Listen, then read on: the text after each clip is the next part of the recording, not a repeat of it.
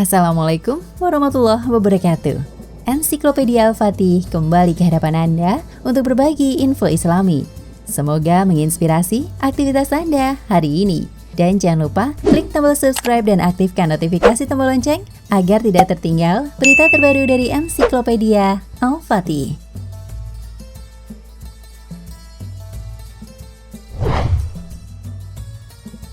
Tanda-tanda akan hancurnya bumi ini kini sedikit demi sedikit mulai bermunculan. Bumi semakin menua, dan hal ini terlihat dari berbagai bencana yang telah terjadi di berbagai belahan dunia. Akhir zaman sudah tidak terelakkan lagi, dan ada salah satu tanda yang menjadi kedatangannya. Selain apa yang telah kita lihat saat ini, ialah kabut. Di antara tanda kiamat yang besar ialah kabut. Allah berfirman, "Maka tunggulah hari ketika langit membawa kabut yang nyata yang meliputi manusia. Inilah azab yang pedih."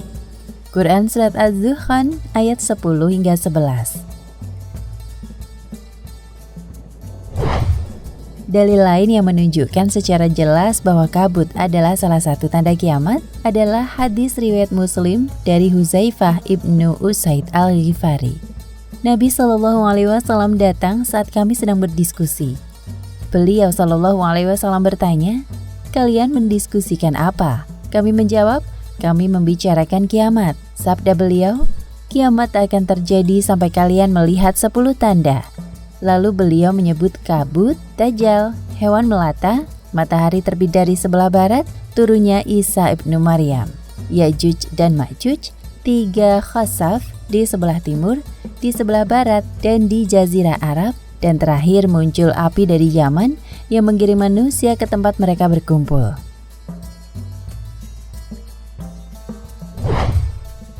Ibnu Mas'ud berpendapat bahwa tanda kiamat ini, kabut, telah terjadi. Muslim meriwayatkan dalam sahihnya bahwa Masruq berkata, "Kami sedang duduk di samping Abdullah yang sedang berbaring. Seseorang mendatanginya dan berkata, 'Hai Abdurrahman, ada seorang tukang hikayat bercerita di pintu gerbang Kindah. Ia percaya bahwa tanda kabut telah datang, yang menimpa nafas orang-orang kafir dan menimpa pula kaum mukmin dalam bentuk pilek.' Abdullah pun duduk dan berkata dengan marah, 'Wahai sekalian manusia, takutlah kepada Allah. Siapa di antara kalian mengetahui sesuatu, hendaklah ia berbicara sesuai pengetahuannya. Sebaiknya bila ia tidak tahu, hendaklah ia berkata, Allah lebih tahu.' Allah mengetahui orang yang mengucapkan Allah lebih tahu tentang hal yang tidak diketahuinya. Allah berfirman kepada Nabi SAW, "Katakanlah, hai Muhammad, aku tidak meminta upah sedikit pun kepadamu atas dakwahku, dan bukanlah aku termasuk orang-orang yang mengada-ada." Quran Surat Shad ayat 86. Ketika Rasulullah SAW melihat manusia meninggalkannya, beliau berdoa, "Ya Allah, turunkanlah azab kekeringan seperti 7 tahun kekeringan Yusuf." Lalu mereka tertimpa bencana kekeringan yang sangat parah selama setahun, sampai-sampai mereka memakan kulit dan bangkai karena kelaparan. Salah seorang dari mereka melihat ke langit dan melihat sebentuk kabut. Lalu Abu Sufyan mendatangi beliau dan berkata, "Hai Muhammad, sesungguhnya engkau datang membawa perintah untuk taat kepada Allah dan menjaga silaturahmi. Sekarang kaummu sungguh sedang binasa, maka berdoalah kepada Allah untuk mereka." Allah berfirman, "Maka tunggulah hari ketika langit membawa kabut yang nyata, yang meliputi manusia. Inilah azab yang pedih, sampai kamu sungguh akan kembali ingkar." Beliau berkata, "Apakah azab akhirat tersingkap? Ingatlah hari ketika kami menghantam mereka dengan hantaman yang keras. Sesungguhnya kami adalah pemberi balasan." Hantaman yang keras atau Al-Batsyah Al-Kubra adalah perang Badar. Dengan demikian tanda dukhon atau kabut, hantaman yang keras, lizam, dan kekalahan bangsa Romawi telah terjadi. Jadi Ibnu Mas'ud berpendapat bahwa tanda kabut telah terjadi. Beliau berargumen bahwa azab yang menimpa orang kafir di akhirat tidak disingkap kepada mereka. Sedangkan ayat di atas menyatakan bahwa Allah mengangkat sedikit azab dari mereka. Pendapat Ibnu Mas'ud ini dipegang oleh sekelompok salaf seperti Mujahid, Abu al-Aliyah, Ibrahim al-Nakhai, Ad-Dakha, Atiyah Al-Aufi, dan Ibnu Jarir.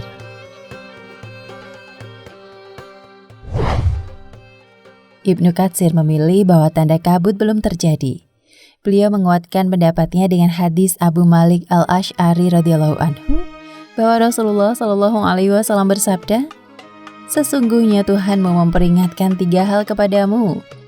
Pertama, kabut yang menimpa kaum mukmin seperti pilek dan juga menimpa orang kafir. Kabut itu mengepul sampai-sampai keluar dari setiap organ pendengarannya. Kedua, hewan melata. Ketiga, Dajjal." Diriwayatkan oleh Ibnu Jarir Tabrani, juga meriwayatkannya dengan sanad baik atau jayyid. Ibnu Katsir menyebutkan, pendapat bahwa tanda kabut belum terjadi adalah pendapat Ali bin Abi Thalib, Abu Sa'id Al-Khudri, Ibnu Abbas, dan Hasan Basri. Ibnu Katsir berdasarkan pendapatnya pada 1. Hadis-hadis sahih dan hasan yang menunjukkan bahwa tanda kabut belum terjadi. 2. Ayat, maka tunggulah hari ketika langit membawa kabut yang nyata. Artinya kabut itu jelas dan nyata yang dapat dilihat oleh setiap orang, bukan kabut imajinatif sebagaimana pendapat Ibnu Mas'ud. 3. Ayat yang meliputi manusia. Seandainya itu kabut imajinatif, tentu ia hanya menimpa penduduk musyrik Mekah. Imam Nawawi dalam Syarh Muslim menjelaskan hadis Nabi Muhammad SAW, kiamat tidak akan terjadi sampai kalian melihat 10 tanda sebelumnya. Di antaranya yang beliau sebutkan adalah kabut. Imam Nawawi berkata, hadis ini memperkuat pendapat bahwa kabut mengenai nafas orang-orang kafir dan menimpa mukmin dalam bentuk pilek dan itu belum terjadi. Tanda ini akan terjadi menjelang hari kiamat. Dalam kitab Bad al-Khalq, pendapat ini disebut sekaligus membantah pendapat Ibnu Mas'ud. Sebenarnya itu adalah ungkapan bencana kekeringan yang melanda kaum Quraisy, sehingga mereka melihat sebentuk kabut antara mereka dan langit. Segolongan ulama berpendapat dengan Ibnu Mas'ud. Ada juga pendapat lain dari Huzaifah,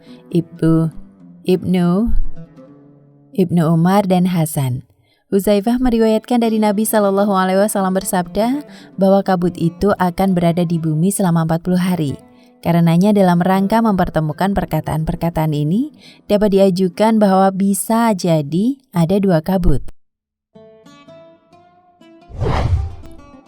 Mudah-mudahan Allah Ta'ala menjadikan kita sebagai hamba-hambanya yang mengikuti petunjuk Rasul-Nya. Karena sebaik-baik petunjuk adalah petunjuk Rasulullah SAW.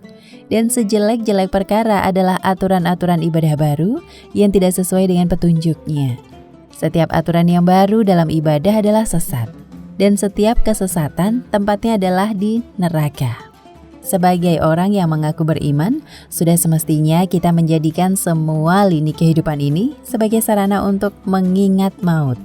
Karena itulah kita disuruh untuk memperbanyak ibadah sebagai bekal persiapan kita menghadapi pengadilan Allah pada hari akhir. Alangkah meruginya orang-orang yang selalu menjadikan hawa nafsu sebagai tujuan hidupnya. Sebab mereka sesungguhnya hanya memperlihatkan kebodohannya di depan Allah Subhanahu wa Ta'ala.